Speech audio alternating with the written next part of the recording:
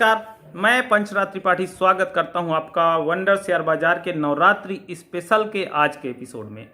जैसा कि आपने देखा है, आज का जो हमारा स्पेशल एपिसोड है वो है शेयर बाजार के महिषासुर। शेयर बाजार के महिषासुर को जानने के पहले हम जानेंगे कि ये महिषासुर था कौन, ये राक्षस ने कितना परेशान किया था और इसका जन्म कैसे हुआ, इसकी कहानी जानेंगे और फिर इसके वध की कहानी भी जानेंगे। और ये इतना ताकतवर था कि इसको 9 दिन लग गए माँ दुर्गा को खत्म करने में, तो इसकी ताकत कितनी बड़ी थी आप ये इसकी बातें भी हम करेंगे और वध करने के तरीके भी जानेंगे। तो आइए हम शुरू करते हैं आज का शेयर बाजार के महिषासुर की कहानी। महिषासुर एक राजा का पुत्र था, असुर राजा का पुत्र था, और वो जो राजा था उसको जल में रहने वाली महिष मतलब भैंस से प्रेम हो गया और उससे जो पुत्र उत्पन्न हुआ उसका नाम रखा गया महिषासुर।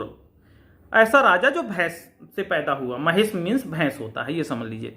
तो अब एक तो इसकी उत्पत्ति ही समझ लीजिए कि जो उत्पत्ति भी हुई वो सिस्टम के खिलाफ हुई, तरीके से नहीं हुई। अब वो क्या हुआ, जब वो राजा बना राजाओं असुर लोक का, तो पाताल लोक का राजा बनने के बाद इसने क्या किया कि तपस्या की। उस समय आप ऐसे समझ लीजिए कि एक सिस्टम था कि अगर आप कर्म करेंगे, मेहनत करेंगे तो आपको फल देना ही पड़ेगा। तो ब्रह्मा जी की तपस्या की। ब्रह्मा जी को पता है कि असुर जाति का है, लेकिन उनके हाथ में कुछ है नहीं, क्योंकि अगर उसने एक लेवल से एक्स्ट्रा मेहनत की है तो उसको उसका फल मिलना है, उनको देना ही पड़ेगा। उनके हाथ में भी नहीं रहता है कि मतलब मैं नहीं दे सकता, ऐसा नहीं कर सकते, क्योंकि वो देवता है। तो अब उसने तपस्या की, ब्रह्मा जी आए, बोलो क्या वरदान चाहिए। बोला प्रभु आप मुझे ऐसा कर दीजिए कि ना मरने का वरदान दे दीजिए, कि मैं कभी मरूं ही ना, अमर हो जाऊं। बोले जब मैंने सृष्टि बनाई थी तो सृष्टि के साथ जो भी पैदा हुआ है उसके मरना ही भी लिखा हुआ है, ये तो मैं नहीं दे सकता हूं, ये मेरे हाथ में है नहीं। मतलब वो मेरे जो नियमावली है, मतलब जो रूल्स गाइडलाइंस है उसके खिलाफ है, तुम कुछ और मांग लो इसके अलावा। उसने बोला अच्छा ठीक है, आप एक काम करिए, मैं देवताओं से असुरों से किसी से ना मरूं। उस समय होता क्या था कि औरतों को बहुत ताकतवर नहीं माना जाता था, और महिषासुर को तीनों लोगों में कोई औरत दिख भी नहीं रही थी जो उसको लगे कि मुझे कोई मार पाएगी। तो उसने कहा आप ऐसा दे दीजिए कि मैं औरत के हाथ से मर जाऊं। उन्होंने बोला ठीक है, वरदान दे दिया। अब जैसे इसको वरदान मिला तो इसने क्या किया कि अपना पृथ्वी लोक पे भी आक्रमण करके जीत लिया, और इसके बाद इसने इंद्र पर भी आक्रमण कर दिया। अब इंद्र पे आक्रमण किया तो इंद्र की जैसी आदत है, बार बार दौड़े चले आए प्रभु के पास, भगवान ब्रह्मा विष्णु महेश के पास, प्रभु रक्षा कीजिए, नहीं तो ये तो पूरा हमारा जो देवलोक है खतरे में है। सभी देवता गए, उन्होंने युद्ध किया, लेकिन उसके पास इतने वरदान की ताकत थी। अब आप समझिए, जिसने वरदान दिया वो खुद भी हारता है, क्योंकि वरदान की ताकत इतनी ज्यादा होती है। आप ऐसे समझ लीजिए कर्म की ताकत, कर्म से उसने प्राप्त किया था ना वो वरदान महिषासुर ने। तो अब वो ताकत से वो सभी देवता भी हार गए। तो उसने तीनों लोकों में, मतलब पाताल लोक, पृथ्वी लोक और देवलोक, तीनों लोकों पे महिषासुर का राज हो गया। अब महिषासुर का जब राज हो गया तो उसमें क्या होता, देवताओं की जो ताकत होती है वो कम होने लगती है। या आप ऐसे समझ लीजिए कि उसमें जितने भी देवता थे वो भी महिषासुर के अंडर में हो गए, चाहे वो अग्नि हो, चाहे वो हो जल हो, चाहे हवा हो, जितने भी देवता थे वो सब उसके अंडर में आ गए। अब वो क्या करने लगा, उन देवताओं से भी वो काम कराने लगा जो कि सात्विक नहीं थे, एक तरह से अधर्म वाले काम थे वो कराने लगा। अग्नि से लोगों के घरों को जलवाने लगा, अगर जो उसको पूजा नहीं कर रहे थे, ऐसे समझ लीजिए उसकी बात नहीं मान रहे थे।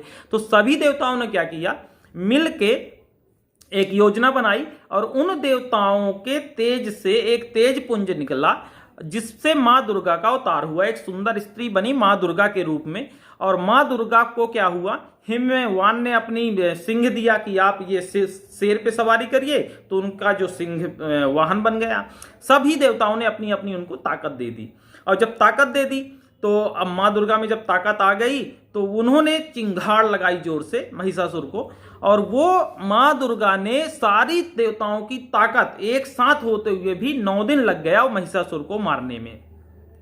तो अब आप ये समझ लीजिए कि जैसे अगर आप कोई भी इंसान अगर कर्म करके अहंकारी भी हो जाता है तो उसका वध होना तो तय है। तो अब हम यहां बात करेंगे कि शेयर बाजार के महिषासुर कौन है। पहली बात तो ये समझ लीजिए कि हर इंसान के अंदर महिषासुर भी होता है और दुर्गा भी होती है।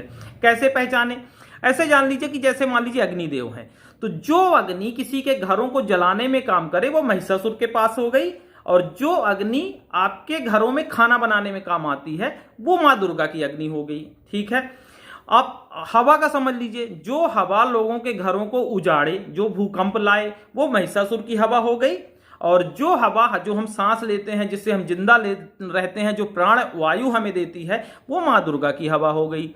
दूसरा आप जल समझ लीजिए, जो जल जब तबाही आती है, जब बाढ़ आती है, लोगों के घरों को बहाती है, नुकसान करती है, पूरे शहरों को बहा के ले जाती है, वो महिषासुर का जल हो गया। ठीक है, उसके पास उस समय वो रहता है, ये समझ लीजिए। और जो जल हम पीते हैं, जिससे हम जिंदा रहते हैं, वो माँ दुर्गा का अवतार हो गया या भगवान के रूप में हो गया। इसी तरह तो हर इंसान के अंदर देवता का वास है और असुर का भी वास है। जो अच्छा कार्य करेगा वो मान लीजिए उसके अंदर से जो उस समय निकल रहा है वो माँ दुर्गा वाला, देवता वाला रूप निकल रहा है। और कई बार क्या होता है कि जब हम किसी के नुकसान करने पे तुल जाते हैं तो वो महिषासुर हमारे जो अंदर रहता है वो निकल आता है। तो अब बात ये करते हैं कि महिषासुर का वध कैसे करें। शेयर बाजार के महिषासुर कौन है, पहले इन पे बात कर लेते हैं और उसके बाद इनके वध करने का क्या उपाय है इसकी बात करते हैं।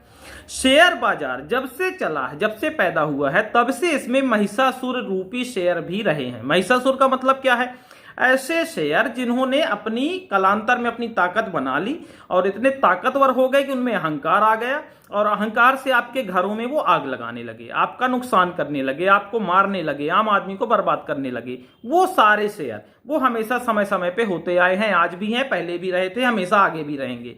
तो ये शेयर हमेशा लोगों के घरों को बर्बाद किया इन्होंने। अब हमें क्या करना है, माँ दुर्गा ने क्या किया था, उसका वध किया। तो हमें क्या करना है, हमारे पास जो मैं कहता हूं कि आप हमारे पास भी वो शक्ति है, माँ दुर्गा रूपी शक्ति, तो उसमें हमें क्या करना, सबसे पहले एक तो हमारे घर आने ना देना।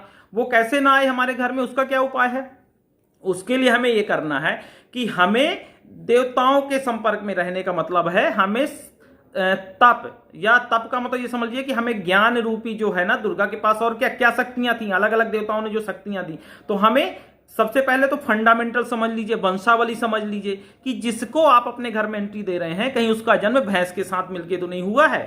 ठीक है, मतलब उसकी वंशावली ठीक है, मतलब फंडामेंटल उसका थोड़ा सा समझ लीजिए। उसके बाद होता है टेक्निकल में उसका चार्ट पैटर्न देख लीजिए कि उसका पिछला जो अभी तक उसने काम किया है, लोगों की हेल्प की है, उस कंपनी ने किस तरह से कंपनी क्या कर रही है, ग्रोथ कर रही है, कंपनी का प्रोडक्ट क्या है, ये समझ लीजिए। तो इससे आपको एक तो ये पता चल जाएगा। और इसके बाद भी कई बार जानकारी नहीं मिल पाती है, आपने मान लीजिए ले भी लिया क्योंकि वो तो उस समय तो चल रहा था, आपको समझ में नहीं आया उसका कैरेक्टर क्या है। तो अब जब ले लिया तो फिर उसने जब उसके पास ताकत आ गई, तांडव मचाना जब शुरू किया, तब हमें क्या करना है, तब हमें माँ दुर्गा रूपी एक जो औजार है हमारे पास स्टॉप लॉस का, तो स्टॉप लॉस तत्काल लगाइए, वो वहीं खत्म हो जाएगा। थोड़ा सा नुकसान करेगा आपका, लेकिन स्टॉप लॉस रूपी औजार ये समझ लीजिए कि माँ दुर्गा ने दिया है, जो हर व्यक्ति, हर शेयर ट्रेडर के पास, इन्वेस्टर के पास है। उससे आप महिषासुर रूपी शेयर का वध तत्काल कर सकते हैं। तो सबसे पहले तो आप उसका नॉलेज रखिए कि ये कहां से इसकी वंशावली हुई है, टेक्निकल पैटर्न्स देखिए, उसके काम करने का तरीका देखिए। अगर ये लग रहा है कि ये विध्वंस कर रहा है और आप बिल्कुल परेशान हो रहे हैं, तो अपना वध होने से करने के पहले उसका वध कर दीजिए स्टॉप लॉस नामक रूपी औजार से। तो ये आज की बात का जो सार था वो यही था कि आप अपना जो ज्ञान का स्तर है, जो औजार हैं, उनको तेज करते रहिए। ठीक है, और समय समय पर इनका उपयोग कब करना है, कौन महिषासुर है, उसको पहचानने में कीजिए। हमारे चैनल को देखते रहिए, लाइक करते रहिए, और पुराने वीडियो अगर आपने नहीं देखे हैं जिनमें बहुत ही आसान भाषा में शेयर बाजार की बेसिक जानकारी हमने दी है, तो वो देखते रहिए। और इस नवरात्रि की आप सभी को हार्दिक शुभकामनाएं। माँ दुर्गा आप पे शक्ति और यश बना के रखें, यही मेरी कामनाएं हैं। हमारे साथ बने रहिए और अपना ख्याल रखिए, सुरक्षित रहिए, अपने माता पिता का, आसपास का, दोस्तों का, सबका ख्याल रखिए। जय हिंद, जय भारत।